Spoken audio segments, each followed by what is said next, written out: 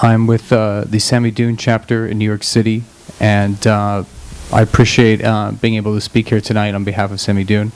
And I just wanted to take a moment to thank the International Action Center for giving us a space to plan, meet, and organize. I think that Samidoun is one of the more consistent groups, Palestine solidarity groups in the city, and a lot of that is due to the efforts of the International Action Center for making us able to function. So I just want to give a moment to say thanks to the International Action Center for everything they've done.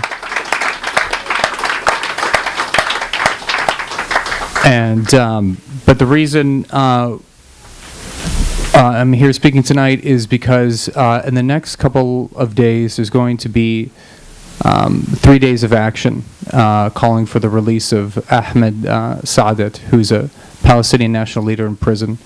And to give you a background about him, for those who don't know, I'm sure most of you do, he is the Secretary General of the Popular Front for the Liberation of Palestine. And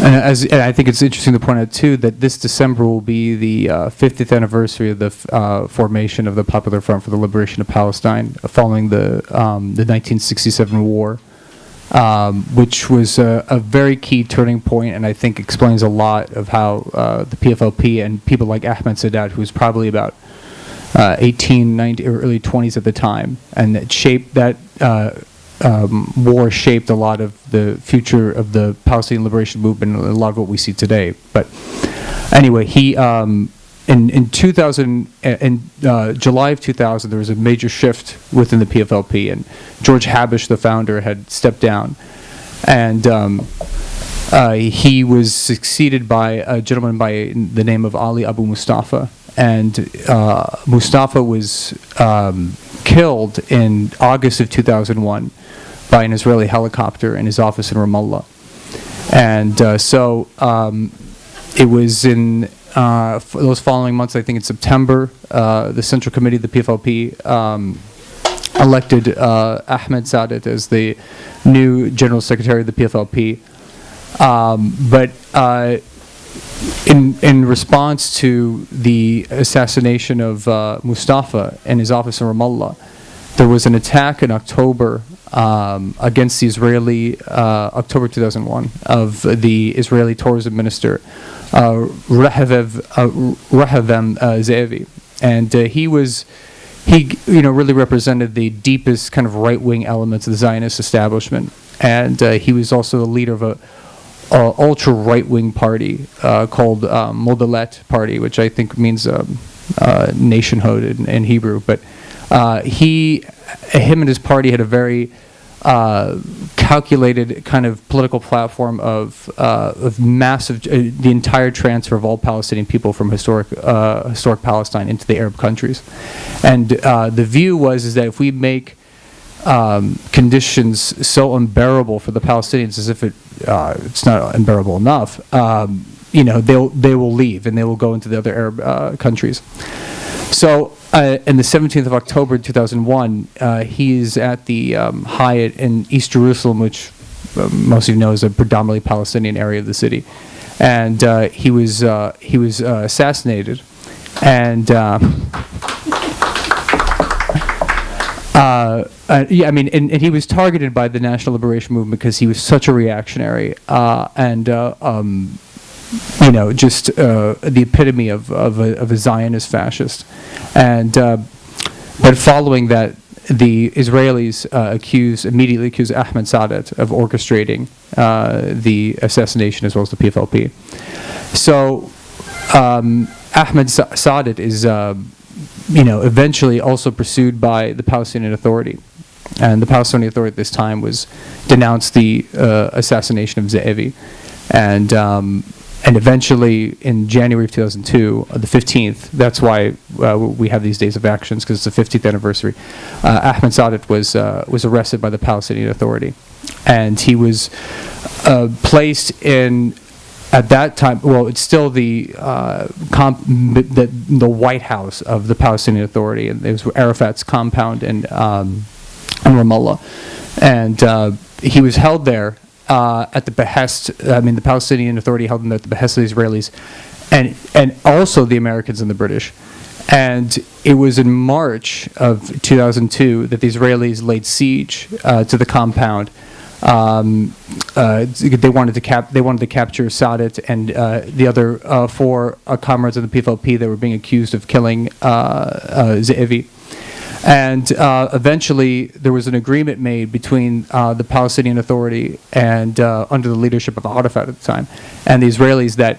And it wasn't transparent. It seemed to be behind closed doors that the Israelis would end the siege of the compound if the Palestinian authorities officially imprisoned Sa'adat and the other four PFLP members that were accused of killing Ze'evi. And so there was a kind of a bogus trial within the compound against Sa'adat and the other four PFLP members, and.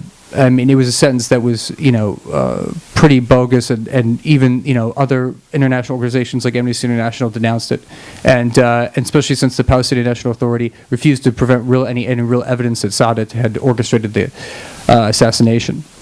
But eventually, they transferred Sa'adat and the others to Jericho Prison, which at this time was run by the Palestinian Authority. So, but in 2006. March 2006, the Israelis lay siege, began a raid on the Jericho prison. And this was following the fact that the Jericho prison, with the agreement of the Palestinian Authority, would be supervised by American and British troops. And eventually the American and British troops decided to leave the Jericho prison because they felt that the security there would ensure the safety of their troops. So it was that, pretty much that same day, the Israelis launched Bringing Home the Goods operation. And they raid the prison, capture Sa'adat, and not without a fight, and the other PFLP members. And then they brought the prisoners to Ashkelon. And it was eventually there, and about 2 years later, in 2008, Sa'adat was, on Christmas Day, was sentenced to a 30-year sentence. And again, no evidence was brought that he actually orchestrated the assassination. He also, he was really charged with just membership of a prohibited organization, and for the following years, he has spent a lot of time in isolation and solitary confinement. He's been on several hunger strikes in solidarity with other hunger strikers in Israeli prisons, and he. But it's also important that he was elected in 2006 when the big Palestinian elections were happening, which Hamas was pretty victorious in, but he was elected to the Palestinian Legislative Council from prison. And, I think looking back on these past 15 years, Achmed Sa'adat is really a veteran of the resistance movement and comes from one of the most important generations of Palestinian resistance. And so Samidoun is, taking the effort for these next 3 days to call for the release of Achmed Sa'adat and all other Palestinian political prisoners.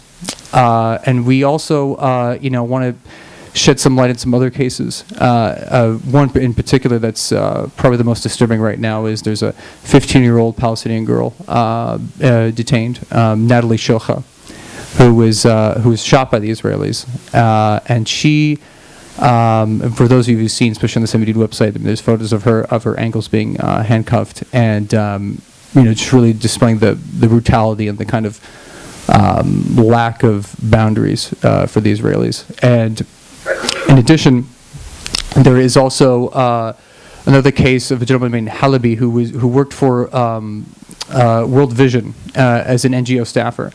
And he was accused of diverting funds to Hamas, and again, with no evidence. So these are the particular cases that we've been looking at and focusing on.